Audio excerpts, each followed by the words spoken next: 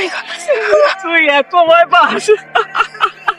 তুই আমাকে ভয় দেখাতেছিলি? তোর কাছে আস্তে আস্তে আস্তে। আরে বাবা, শুকরিয়া আদায় করছে, তোকে আসল বুদ্ধ ধরে নাই। আসল ভূত তোর মতো এত ফাজিল না, তুই একটা ফাজিল। ঠিক আছে বন্ধু, তোমার এই কমপ্লিমেন্ট আমি মাথা পেতে মেনে নিচ্ছি, কিন্তু তুই আগে বল, তুই ক্লাসের এত দূরে কি করতেছিস এখানে? আরে ওইদিকে অনেক ক্রাউড না, ক্রাউডের মধ্যে কি পড়াশোনা হয় কখনো শুনছিস? এজন্য আমি এখানে এসে পড়াশোনা করতেছি। আই বাই দ্য ওয়ে, কালকে কিন্তু পরীক্ষা, মনে আছে? তুই ক্লাসের টপার, আমি তোর বেস্ট ফ্রেন্ড, আমাকে পাস করানো তোর দেখ। কোন কুখনে যে তোর সাথে আমার ফ্রেন্ডশিপ হয়েছিল গড নো, সব সময় দেখাইতে হয়। মনে হচ্ছে বৃষ্টি নাম, তাই না? এই তুই ছাতা আনছিস? ভিজে যাচ্ছি তো। আরে তা আমিও তো ভিজে যাচ্ছি। আরে ধরছি তো। ভিজবি না। কেন? জ্বর আসবে বললাম তো। তাহলে আমি ভিজি। যা।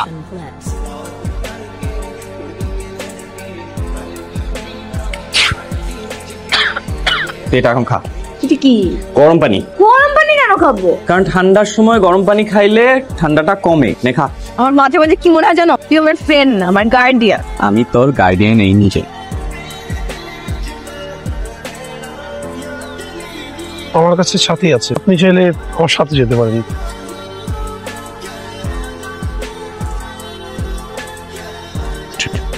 এক্ষুনি? আমি আসছি।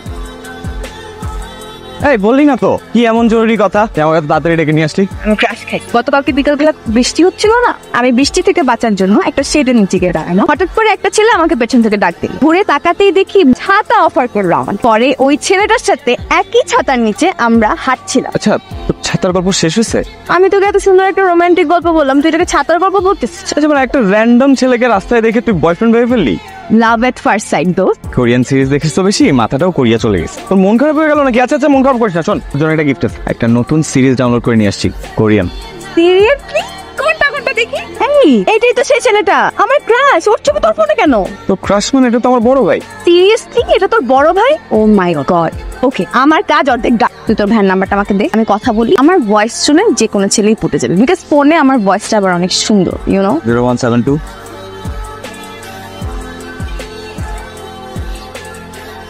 হ্যালো। হ্যালো, জি, কে বলছেন? আরে সেদিন যে আমাকে লিফট দিলেন, ছাতা লিফট, আপনার আমার সাথে দেখা করতে হবে কালকে ইউনিভার্সিটির সামনে। প্রমিস আমি আপনার সাথে কোনো কথা বলবো না, জাস্ট একটু দেখা। ঠিক আছে, রাখছি, বাই। কি রে রাফি, ওই যে তুই আধা ঘন্টা ধরে তোর ভার্সিটির সামনে দাঁড়িয়ে আছিস, তুই কোথায়? 5 মিনিট, একটু 5টা মিনিট ওয়েট করো। আরে কি ইম্পর্টেন্ট কথা যে তুই ফোনে বলতে পারছিস না? আরে শুধু কথা না ভাইয়া, একটা জিনিস দেওয়ার আছে, তুমি প্লিজ একটু অপেক্ষা করো না। আচ্ছা তাড়াতাড়ি আয়।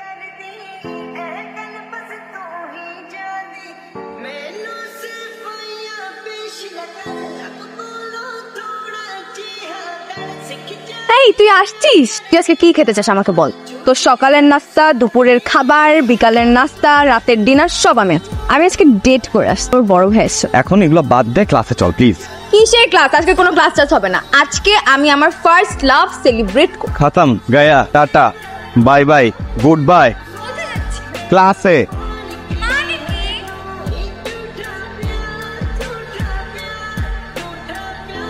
Stop it! কি করতেছেন আপনি এগুলো? আপনি ডাবল জার্নি করতেছেন। আপনি এত খারাপ, আপনি এত ক্যারেক্টারলেস। Mind your language.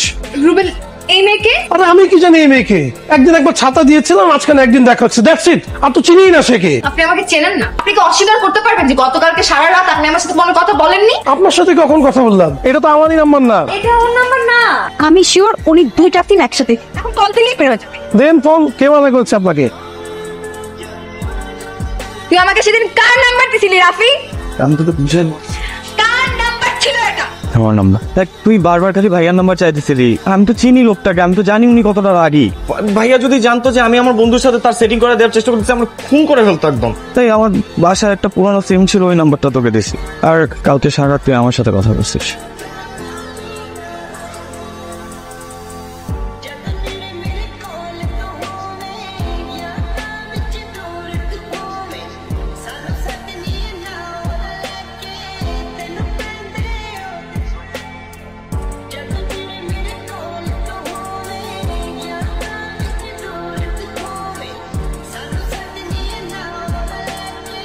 আরে রাফি, ওদিকে কোথায় যাচ্ছ? ও আসলে কালকে ওই ম্যারেজন পরীক্ষা, তো আমার তো বইটই কিছু নাই। তো তুমি চাইলে আমাদের সাথে এসে বসতে পারো, আমরা আমাদের পড়াশোনা নিয়ে কালকের এক্সামটার ব্যাপারে কথা বলছি।